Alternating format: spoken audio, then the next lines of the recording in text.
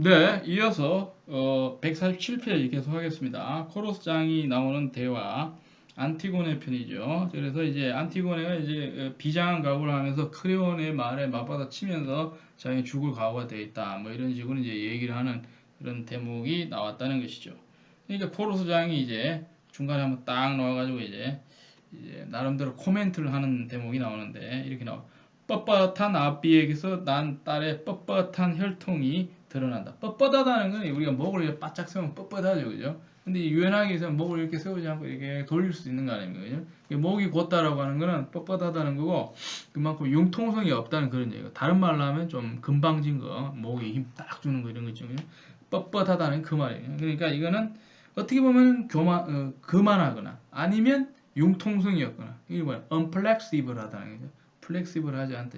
탄력이 없어갖고 이게 안 통한다. 대화가 안 통한. 융통성이 없는 거 이런 얘기는 뻣뻣한 아비에게서 난 딸의 뻣뻣한 혈통이 드러나는 도다. 이 처녀는 불행에 굽힐 줄을 모르는구나. 불행을 당하고도 어떻게 저렇게 고지고대로 자기 할 말을 다 할까? 지금 저런 식으로 계속 떠들어다면은 크레온이 가만히 놔두지 않을 텐데. 자, 크레온이 이제 얘기 납니다. 148페이지를 가게 되면 코르스장에게 이제 얘기를 하는데 하지만 그대는 지나치게 강한 의지는 쉽사리 꺾인다는 것을 알기 바라오. 굳디 굳은 새라도 불 속에서 지나치게 단단하게 달궈지면 부스러지고 깨지는 것을 흔히 볼 수 있을 것이오. 자, 이 이제 쇠를 연단하는 거. 이 당금질이죠, 그죠? 그래서 갈고 닦고 해갖고 나오는 것이 이제 철이 나오는 거죠. 이걸 한 기술을 갖다가 뭐예요? 연금술이라고 그러죠, 연금술. 연금술이라는 거는 이게 이제 인류 역사를 앞당긴 기술이다. 이거는 재련 기술이라는데 이게 세련되게 만드는 기술. 철을 갖다가 쓸만하게 만드는 이 연금술이 알키미스트가 바로 연금술사죠. 보통 연금술사는 그런 일을 하는데 비유법으로 연금술사라는 것은 아주 독특한 능력을 지닌 정밀정교한 기술자 이걸 연금술사라고 그러는데 보통 이제 문학적으로 뭐라 합니까 문장이 뛰어나거나 아니면 이 기교가 뛰어난 사람을 갖다 연금술사라고 그러죠. 언어의 연금술사. 그래서 제가 어릴 때는 언어의 연금술사가 누구였냐면 이제 나이가 되게 많은데 그 우리나라에 이제는 원로가 되어버렸는데 이문열 씨라고 있는 사람. 이 사람이 별명이 언어의 연금술사입니다. 그래서 저도 뭐 그런 소설을 많이 읽어봤는데 언어적 능력이 뭐 기교나 꿈이고 이런 것보다도 언어가 갖고 있는 게 힘이랄까요. 그런 다음에 깊은 사고력이랄까 이런 것들이 굉장히 뛰어납니다. 그래서 여러분들이 만약에 이런 글을 갖다 잘 쓰고 싶다 하면은 그 사람이 저술한 책들을 좀 보라. 개인적으로 제가 이제 이런 얘기는 잘 하기 힘듭니다. 사람마다 신념이 다르니까 그 사람 나름대로 가치체계와 사상이 있어가지고 그런 거 보는 거는 나중에 생각하고 글로서는 굉장히 뛰어나죠. 언어의 연금술사라고 그러는데 그래서 이거는 우리나라에서 인정받은 그런 측면이 있는데 그래서 그런 글을 많이 보면서 글을 잘 쓰는 훈련을 갖다 좀 할 필요가 있다. 언어의 연금술사라고 말하기도 하고 자 그래서 연금술 재련이다. 이게 이제 무슨 말이냐 그래서 부스러지고 깨지는 것을 아주 흔히 볼 수 있을 것이다. 이렇게 얘기를. 나는 기세 높은 말들이 작은 재갈로 다스려진다는 걸 알았어. 말이 아무리 힘이 넘치고 이렇게 하더라도 입에다가 뭘 먹여버려요. 돌 하나 팍 집어넣어버리면 말이 꼼짝도 못한다는 거죠. 그죠? 똑같은 그런 얘기입니다. 재갈을 먹여라. 이거는 말 많은 사람도 입에다 뭐 하나 팍 집어넣으면 말 못하죠. 그죠? 재갈을 먹여라. 이런 게. 자, 다른 사람의 노예인 주제에 그만하게 굴 수는 없는 법. 한데, 자꾸 한대 나오죠. 그런데, 말이죠. 우선 이 아이는 전에 선포된 법을 어기며 잘도 오만을 부렸어. 이게 그만한 거죠. 얘가 오만하고. 자기 멋에 그냥 우쭐우쭐 대는 게 오만, 그만이죠. 근데 교만은 뭐가 다르냐면, 그거가 다르요 생각이 짧으면서 까부는 거. 이게 교만이니까. 교만이고, 그만이고, 오만이고, 다 좋은 건 아니다. 이 말이죠. 그리고 그 짓을 한 다음에 두 번째 오만으로 저지른 일을 자랑 삼아 즐거워해요. 그러니까 자기가 지금 국가에서 금지하고 있는 시체를 건드리지 말았는데 건드리고 난 다음에도 잘했다고 지금 이렇게 뭐라 그럽니까 당당하게 나오니까 이걸 갖다가 이제 빗대서 하는 얘기다 이 말이에요. 이 아이에게 아무 탈 없이 이런 짓을 할 권리가 허락된다면 확실히 내가 사내가 아니라 이 아이가 사내일 즉 이걸 함부로 놔두면 내가 제대로 된 사람이 아니야 사나이가 아니라는 거죠. 이 아이가 사나이일 것이다 하면서 이거는 법으로 다스려 국가를 지금 대놓고 반역하고 있다 이렇게 이제 생각을 하고 있는 것이죠. 하지만 이 애가 내 누이의 딸이건 집안의 제후스께 속한 모든 사람들보다 더 가까운 혈연이건 간에 그녀도 그리고 그녀와 한 핏줄인 계집애도 끔찍한 죽음을 피하지 못할 것이요. 나는 이 장래의식을 꾸민 것에 대해 그 계집아이에게도 똑같이 책임을 두기 때문이요. 하인들에게 이제 얘기해. 그 계집도 불러오더라. 나는 방금 안에서 그 애가 광기에 불부터 정신 차리지 못하는 것을 본. 자, 또 한 명 불려올 사람이 있어요. 이건 누구겠어요? 이거 뻔하게 생각할 수 있습니다. 또 한 명 혐의자가 또 발생이 돼. 자, 어둠 속에서 옳지 않은 일을 꾸미는 자들의 도둑심보는 앞질러 발각되기 쉬운 법이다.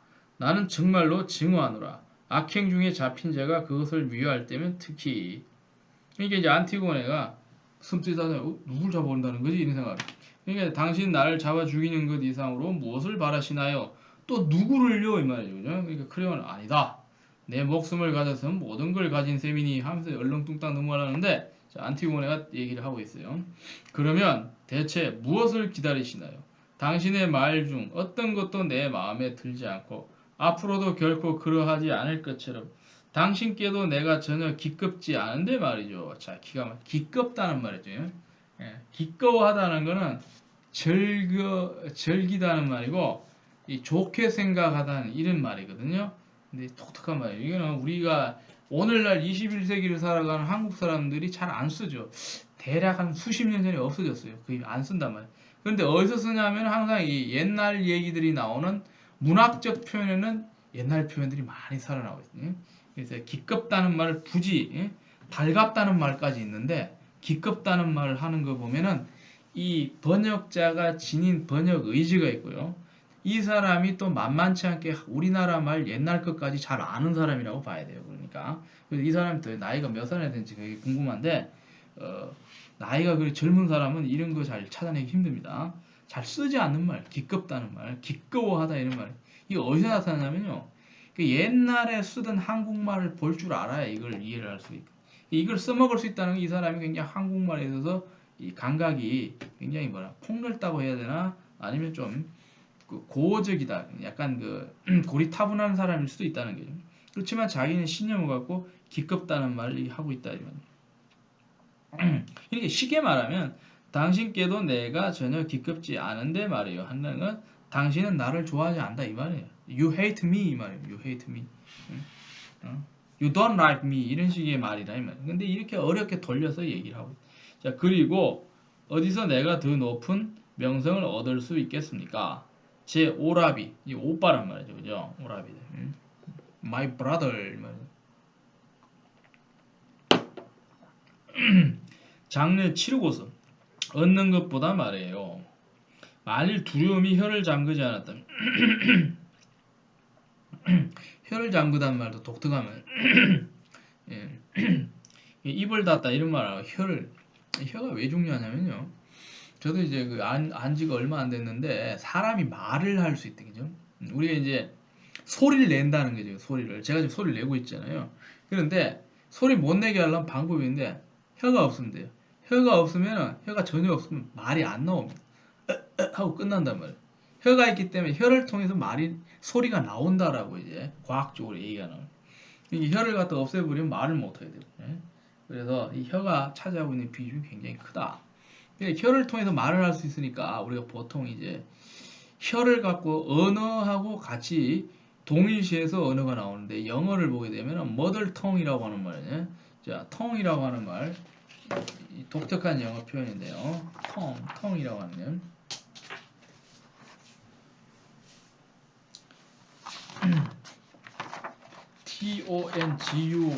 tongue이라고 하는데 이 tongue이라고 하는 게 혀란 말. 혀기 때문에 이걸 다른 말로 하면 랭귀지로까지 의미가 확대돼. 이 tongue이라고 하는 게 혀. 언어를 얘기하고 있다네. 언어를 얘기하고 있다.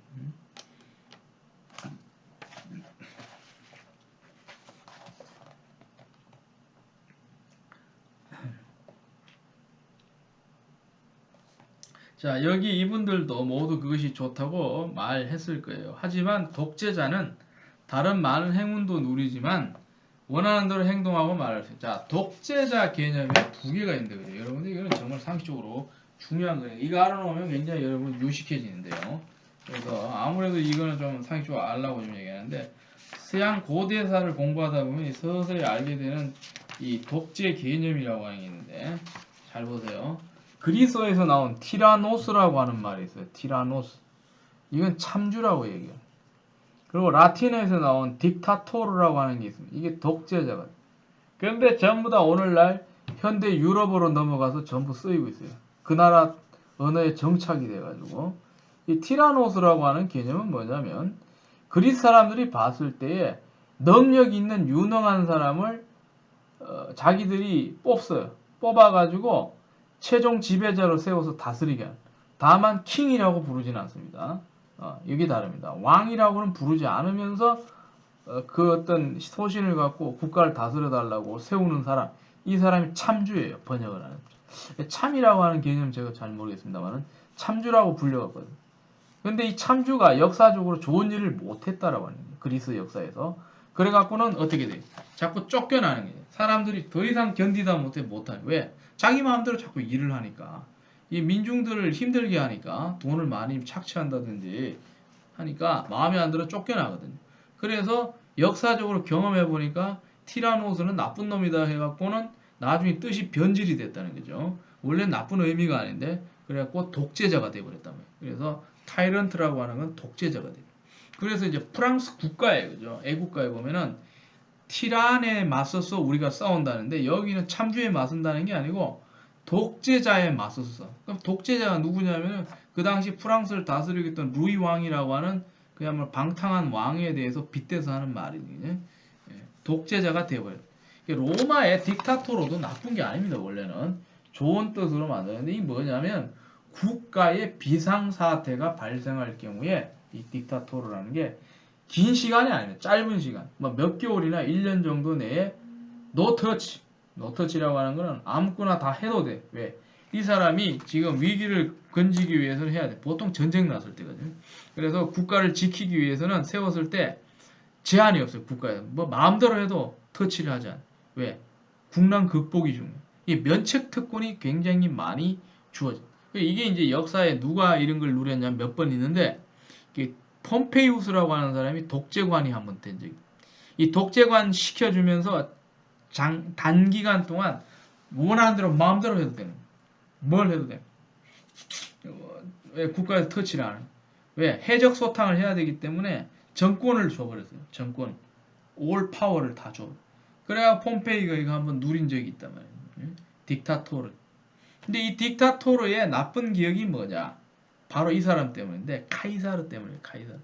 기원전 44년에 그때가 이제 3월 15일 날 죽죠, 그죠? 시오노 나나미가서 로마인 이야기도 읽어보면 굉장히 유익하거든요. 그래서 여러분들 뭐 기회 있으면 한번 보십시오.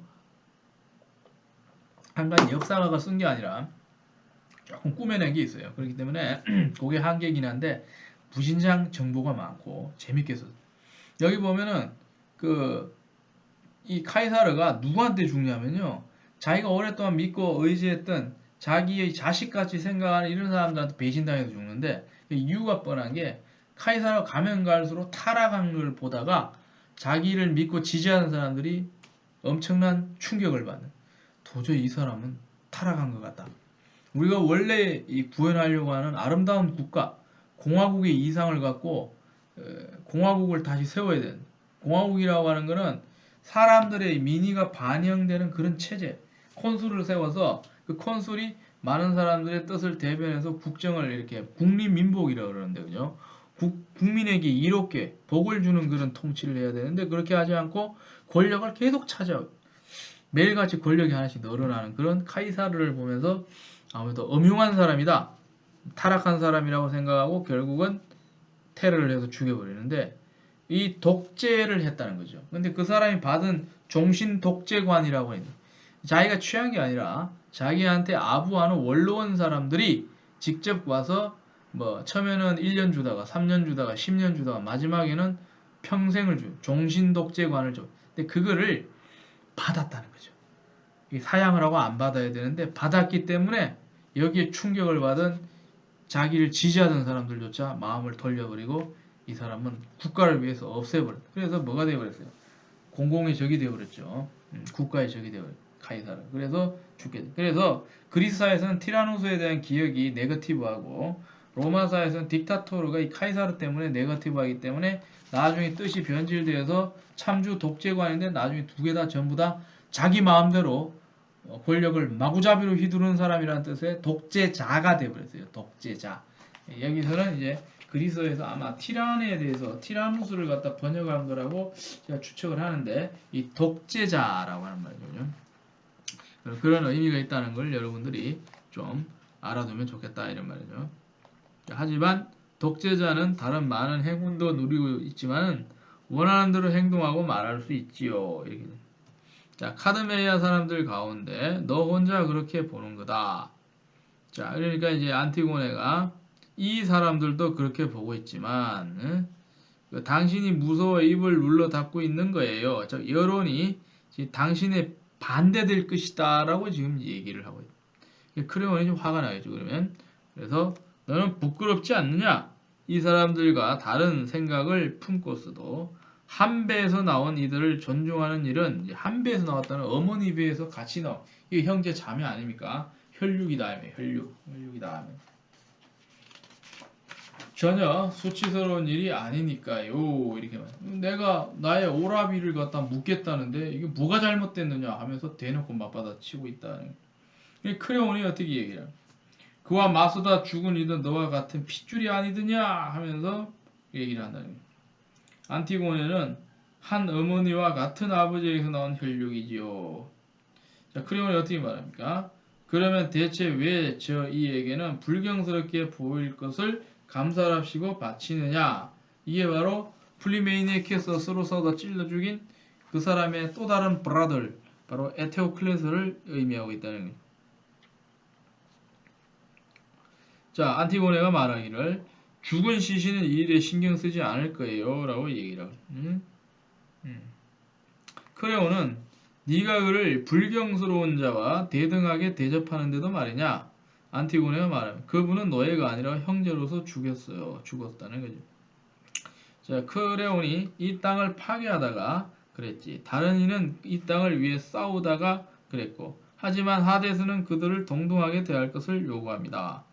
죽게 되면 똑같아집니다. 이 말이죠. 하데스는 지하 죽음의 세계 아닙니까? 다 죽으면 똑같은 거 아닙니까? 자, 크레온은 아니 이익을 주는 이가 사악한 자와 같은 몫을 받을 수는 없다. 안티고네가 말하죠. 저성에서는 이것이 합당한 일이 될런지 누가 아나요? 자, 크레온이 답을 하죠. 원수는 절대로 죽었다 해도 친구가 될 수 없다. 자, 안티고네가 뭐랍니까? 저는 모두 미워하기보다 모두 사랑하게끔 타고났어요. 크레온이 어떻게 합니까? 사랑을 하려면 이제 저 밑으로 가서 저들을 사랑, 곧 내가 널 처형해버리겠다 이런 어떤 암시가 있는 것 같습니다. 하지만 내가 살아있는 한 여자가 나를 지배하지 못할 것이다. 여기 굉장히 남존 여비적인 어떤 사상을 반영하고 있는 그런 문구이긴 한데 직접 돌려서 말하면 내가 살아있는데 감히 여자인 네가 나한테 무슨 말을 하냐 하면서 이제 맞받아치고 있는 그런 상황. 이때 이제 아까 암시로 나왔던 또 한 명 누구가 끌려 나올 사람이 있는데 이게 누구냐? 이스메네가 이제 끌려 나오고 있다는. 그러니까 이제 코로스가 한마디 합니다. 보라, 여기 문 앞에 이스메네가 왔도다. 자매를 사랑하는 마음에 눈물을 내리쏟으며 아마 이마 위에 슬픔의 구름이 드리워져 붉게 상기된 뺨을 어둡게 하도다. 아름다운 볼을 적시며 이렇게 이제 얘기나. 크레온이 얘기를 하죠. 네가 살무사처럼 집안에 엎드려 몰래 내 피를 빨아먹고 있었는데 나는 두 재앙을 키우면서 왕자에 대한 반역을 키우면서도 몰랐구나. 이 얘기하는데 살무사라고 하는 게 말이죠. 그죠? 뱀사자, 살무사. 뱀 중에 여러 가지 뱀인데 두 개가 독사하고 살무사가 무서운데 이 살무사라고 하는 거는 자기 어미를 잡아먹는 뭡니까? 그거예요. 뱀이다 이 말이에요. 자기 어미를 잡아먹는. 그래서 이 살모사를 조심해야 돼요. 살모사를. 그래서 자기 어머니를 잡아먹는데 그 머리가 요렇게 생겼어요. 살모사 요렇게 딱 생겼어요. 그래서 요 넥타이를 딱 매면 넥타이에 여기에 오각형인가 사각형처럼 생긴 요 대가리 부분이 살모사 대가리하고 비슷하다 그래요. 이게 살무사라고 하는 무서운 뱀이다. 자, 몰래 내 피를 빨아먹고 있는데 나는 두 재앙을 키우면서 왕좌에 대한 반역을 키우면서도 몰랐구나. 자, 어서 말해라. 이렇게 얘기를 하고 있죠. 그러니까 이실직고 하여라. 사실 너 지금 무슨 그걸 하려고 하느냐? 예? 이렇게 얘기를 하고 있단 말이죠. 예? 이렇게 되겠느냐? 이렇게 이제 얘기를 하고 있거든. 그러니까 이스메네가 저도 그 일을 했습니다. 여기 제 언니가 동의해 준다면요. 저도 함께 가담했으니 저도 책임이 있어요. 뭐 이렇게 얘기를 하고 있단 말이에요. 원래는 이제 가담 안 했는데 이제 마음이 바뀌어서 이제 공동 운명으로 가려고 이제 마음 바꿔먹는 그런 것 같아요. 제가 봤을 때는. 그러니까 안티고네 깜짝 놀라요. 아니 네가 이러는 것은 정의가 허락지 않을 거야. 너는 원치 않았고 원치 않은 거 맞거든요. 나와 함께 하지 않았는데 이스메네가 하지만 언니가 불행 속에 있을 때 함께 고통에 올라타는 것을 난 부끄럽게 여기자. 이제 나는 함께 하겠어. 이런 식으로 이제 얘기를 한다는 게 이게 이제 그리스적인 어떤 공동체 의식이라고 얘기할 수 있는데요. 공동체 의식. 자, 안티고네는 그 일을 누가 했는지는 하데스와 밑에 계신 분들이 증언하신다. 나는 말로만 가까운 친구를 좋아하지 않는다. 하는 게 이스메네가 뭐라? 언니, 제발 나를 무시하지 마시고 고인 죽은 플리네이켓을 말합니다. 높이고서 언니와 함께 죽는 걸 막지 마세요. 그러니까 안티고네가 너는 부디 나와 함께 죽지도 말고 네가 손대지 않은 일로 내 일로 삼지도 말아라. 나 하나 죽는 것만은 충분해. 그렇죠. 집안에 죽는 사람이 몇 명입니까? 그죠? 자, 형제끼리 싸우다 둘 다 죽고 지금 자기는 어떻게 돼요? 처형당해서 크레온이 가만히 안 놔둘 거고 이까지 지금 같이 반란에 동조했다고 그러면 어떻게 돼요? 집안 다 죽는 거 아닙니까? 그러니까 한 사람이 살아나야 되니까 이런 심정이 누구나 있겠죠. 넌 제발 참아라. 이런 거. 이스메네가 이제 뭐라고 하냐면 하지만 언니를 떠나보내면 제게 어떤 삶이 달갑겠어요. 맞는 거죠. 집안에 뭐 전부 다 엄마 아버지 비극을 다 하고 오빠 둘이 있는데 둘이 싸우다 죽고 그러고 난다 자기 언니는 또 묻어주려다가 죽고 자기가 살면 뭐하냐 이런 얘기죠. 자, 안티고네 크레온님께 물어보려. 너는 이분 말에만 신경 쓰니까. 이스메네 뭐라고 얘기하냐면 왜 이렇게 절 괴롭히나요? 아무 득도 없이 안티고네가 말을 합니다. 내가 만일 너를 비웃는다면 그건 진정 괴로워하면서 웃는 거다. 이스메네는 이젠 제가 도대체 어떻게 언니를 도울 수 있을까요? 안티고네가 말을 하죠. 너 자신을 구하라. 그렇죠? 너는 개입하지 마라. 너는 살아남아야 된다. 뭐 이런 거죠. 나는 네가 빠져나간 것을 희생하지 않아. 제발 좀 너라도 살아남아. 이런 게. 이스메네가 불행하여라. 저는 언니의 죽음을 나누기도 모자라는 건가요? 우리 함께 공동 운명을 합시다. 뭐 이런 말하는 거죠. 자, 죽어도 같이 죽고 살아도 같이 죽고 뭐 그런 군대에서 많이 하는 말이에요. 자, 안티고네는 너는 살기를 택했고 나는 죽기를 택했으니까. 자, 이스메네가 뭐라? 하지만 제가 아무 말도 하지 않고서 그런 건 아니에요. 안티고네, 너는 이들에게 바른 생각을 하는 걸로 보였고 나는 저승에 계신 분들에게 바르게 보였다. 이스메네가 얘기를 합니다. 하지만 질책은 우리 두 사람 똑같이 받고 있어요. 안티고네가 말합니다. 힘을 내려. 넌 살아있지만 내 영혼은 이미 죽었단다. 죽임당한 이들을 돌보느라고. 자, 이때까지 죽은 사람이 너무 많으니까 어떻게 돼요? 내 마음은 이미 죽은 거나 마찬가지다. 몸은 겨우 살아있지만은 비극에 비극을 당하고 살았기 때문에 내 마음은 만신창이 문드러졌다라고 하는 것이죠. 여기까지 이제 둘이서 짧은 대화를 계속 주고받다가 드디어 이제 크레온이 한마디 하죠. 그죠? 실컷 들어보면서 이제 감을 잡는 거죠. 앞으로 어떻게 나올지. 단언하건대, 단언하건은 딱 부러지게 한마디로 내가 말하는데, 다른 말로 하면 진실로 이뤄놓으니 이런 말 있죠. 그죠? 자, 이 두 소녀 중 하나는 방금 정신이 나갔고, 다른 아이는 분명 나면서부터 그랬구나. 이러면서 이제. 야, 다른 아이는 이걸 뭐야? 안티고네 원래 정신적으로 좀 이렇게 그만하다 이렇게 생각하고 얘는 여기 오면서 마음 바꿔먹었네 이런 말이죠. 그죠? 그런 얘기입니다. 자, 이스메네는 왜냐하면 왕이시여 불행을 겪는 사람들에게는 타고난 현명함도 머물지 않고 나가버리는 법이기 때문입니다. 크레온은 내 현명한 불행 중에 사악한 짓을 하기로 결정했을 때 나간 거지. 이렇게 말해요. 자세한 여기에 대한 언어적인 설명은 각주 28에 있는데 이것까지는 여러분들 이해하기도 힘들고요. 참고만 하시고. 자, 이스메네는 언니 없이 홀로 되면 제게 삶이 대체 무슨 의미가 있겠어요? 크레온이 말하죠. 아니, 언니라고 하지 마라. 언니는 이제 없다. 그러니까 이제 이스메네가 하지만 당신은 아들의 아내가 될 일을 죽이실 건가요? 이렇게 얘기해요. 이게 복선이 나오죠. 어떻게 돼요? 지금 아들의 아내가 될 이는 안티고네고, 그럼 누구의 아들? 크레온의 아들? 이제 비극이 또 하나 보이죠. 이거 뭐야 이거? 이래 되면 크레온의 아들하고 지금 이스메네하고 결혼할 사이가 돼버렸다 이 말이에요. 아주 희한한 일이 벌어져요. 이것도 비극이다 이 말이에요. 자, 크레온의 아들하고 지금 이런 비극이 벌어졌다 이 말이에요.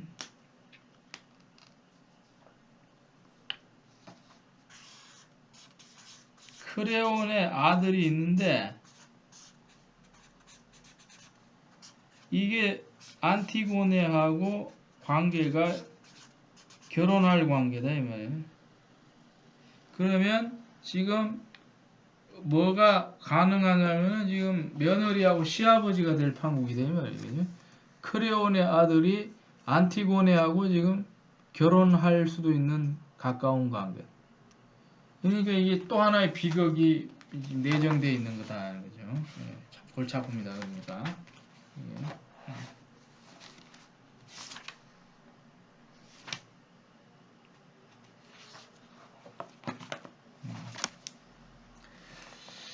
자, 그래서 이스마엘에게 하는 얘기가 하지만 당신은 아들의 아내가 될 일을 죽이실 건가요?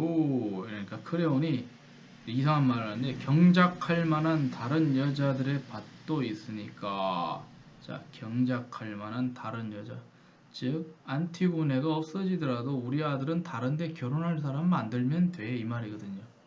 경작할 만한 다른 여자들의 밭도 있으니까 이 저 같은 뭘 의미하냐 아무래도 경작이라면 제가 봤을 때 결혼해서 자식을 낳아서 경작한다 이런 느낌 같기도 한데요. 어쨌든 이스메네가 뭐라 하냐니까 자 그래도 그분에게 언니만큼 잘 어울리는 여자는 없지요. 이게 무슨 말이냐면요.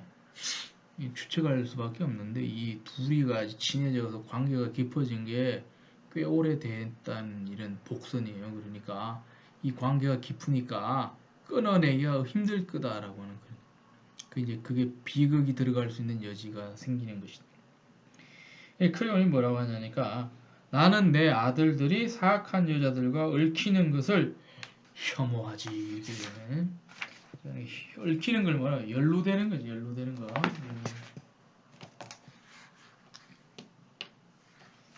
범죄에 연루되고 뭐 어디에 연루되고 할 때 이게 네거티브한 의미로 봐야 돼. 연루된다, 얽힌다는 거죠. 얽히는 좋은 게 얽히는 거죠, 그죠? 연루된다.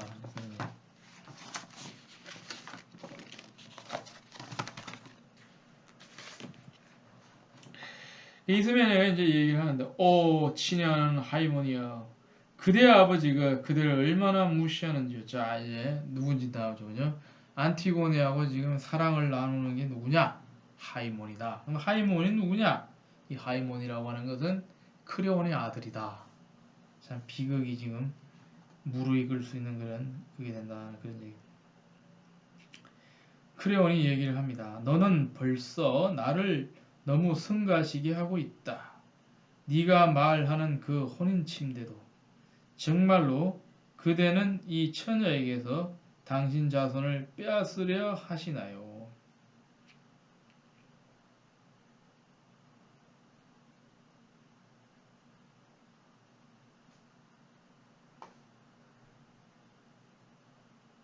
여기서 그죠? 우리가 나중에 봐야 알겠는데 이 처녀에게서 당신 자손을 빼앗으려 하시나요는 경우에 따라서는 임신 상태가 된 경우일 수도 있어요. 근데 그건 나 뒤에 가서 봐야 하니까.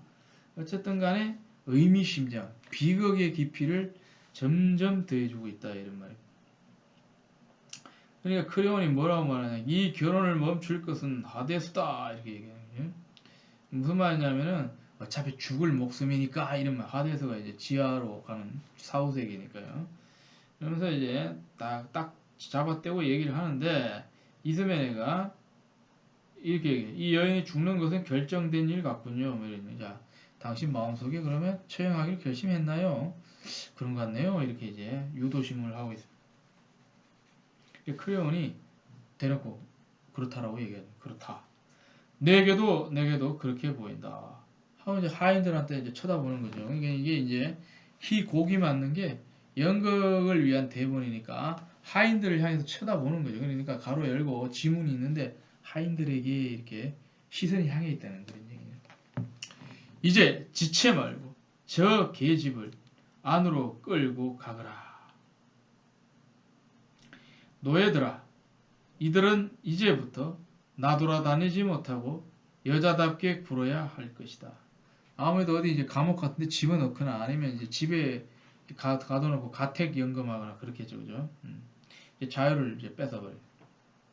담대한 남자들이라 해도 삶에 하데스가 다가든 걸 보면 달아나는 법이니까. 그러고 난 다음에 이제 크레온의 부하들이 안티고네와 이스메네 두 사람을 데리고 나가는 연금 무대에서 두 사람 퇴장을 하죠. 어디로 가냐면 어디 이제 가둬놓겠죠, 그죠? 뭐 그런 식으로 우리가 설정을 해볼 수. 여기까지 이제 긴 이런저런 다양한 등장인물들이 나오면서 한 대목이 이제 전개가 됩니다. 제2정리가가 나오기 전까지 상황이고 이제 제2정리가가 나오죠, 그죠? 1정리가까지가 되는 것 같은데 여기서 이제 나온 얘기는 뭐죠? 파수꾼도 나오고 그러고 나오고 혐의자로서 안티고네도 끌려오고 그러고 난 다음에 또 한 사람이 끌려 나오는데 이스메네도 혐의를 당하죠, 그죠? 같은 핏줄을 받았으니까 크레온은 아무래도 통치자이기 때문에 시체를 이제 장례 지내고 말고 이런 거보다도 자기 뜻에 지금 반역을 하고 있다는데 포커스가 있죠, 그죠?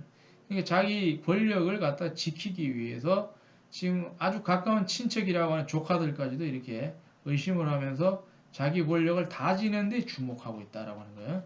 이 권력자가 취하는 어쩔 수 없는 그 본능이라고, 권력 보존 본능이라고 우리가 얘기를 할 수 있는데, 그러기 위해서는 생각 자체가 모두 권력 관계에서 사적인 생각을 잘 못하게. 그래서 권력을 잡게 되면 사람은 생각이 이렇게 압축이 돼. 유연하게 하지는 못해. 모든 걸 어떻게 분석하냐면은 권력 속에서 분석을 하는. 우리가 이제 뭐에 도취되면 그런데 당구 치는 거 좋아하는 사람은 눈만 감아도 뭐가 보여? 당구 다이가 보여. 그죠? 당구공 보이고 사람 얼굴 봐도 당구공 보여. 그래갖고 이제 각도를 재고 막 이렇게 어떻게 하면 돌리느냐 이런 식으로. 그런 다음에 이제 도박 좋아하는 사람은 모든 걸 보면은 이게 도박하는 그 카드나 아니면 화투로 보이고. 근데 이제 그 크레온 같은 경우는 이제 여기에 권력에 많이 뭐라 그럴까 경도된 측면을 우리가 이제 볼 수가 있다 이런 것이다. 자, 제2정립가를 보게 되면 코로스가 나오면서 한마디 분위기를 띄우는 얘기를 하는데, 자, 이런 얘기를 하네. 삶에서 불행을 맛보지 않은 이들은 행복하도다. 신이 어떤 이의 집을 흔들면 재앙 중에 어느 하나 남김없이 여러 가솔에게 기어들기 때문이로다. 이 가솔이라고 하면 가족이 되기도 한데요. 그리스의 전형적인 오이코스를 얘기하는 것입니다. 오이코스를. 가솔이 전형적인 이 오이코스를 얘기하는 오이코스를 가솔이다 이런 얘기는.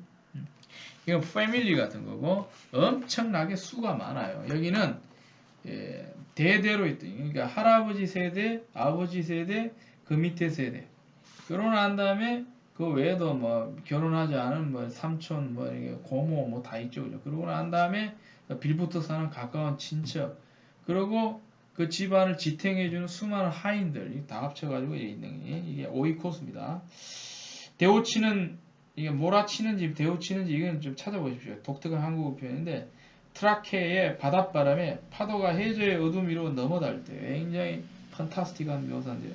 검은 모래를 바닥부터 휘돌리고 곧들은 쏙 들어간 바다의 스트레이트를 말하는데 해협 지역 된 바람 맞아 신음하여 울부짖듯이 이제 우원이 나옵니다. 코러스에 우측에가 나옵니다. 납다코스는 뭐냐면 라이오스 그 집안이죠, 그죠? 집안의 재앙 위에 떨어지는 것을 나는 오래전부터 보아왔네. 한 세대가 이전 세대의 불행을 해결해주지 못하고 신들 중 하나가 들이쳐 그 집안 해방을 얻지 못하네. 여기까지 하겠습니다. 시간이 다 가고 다음 시간에 이어서 계속 하도록 하겠습니다. 자, 여러분들 강의 듣느라 수고하셨습니다.